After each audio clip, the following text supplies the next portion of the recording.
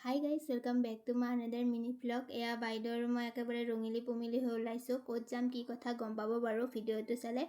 আৰু আমি অকলে নাযাওঁ, আৰু যাব, কিন্তু মাজতে এটা কোইনচিডেণ্ট হৈ গ'ল। মানে জ্যোতিকা আৰু বাইদেউ একদম চেম কাপোৰ পিন্ধি টুইনিং কৰি আছে।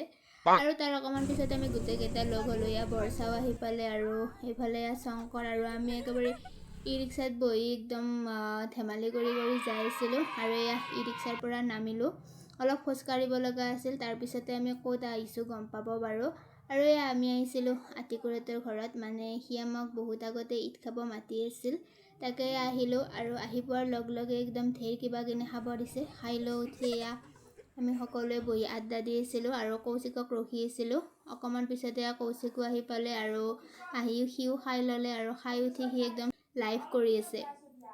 তাৰ অলপ পিছতে আকৌ এয়া পোলাও মাংস খাব দিলে, আৰু মই খাই চালোঁ বাৰু, ভালে হৈছিল। আৰু মইতো খাইছোঁ, এইফালে সিহঁতেও খাই আছে।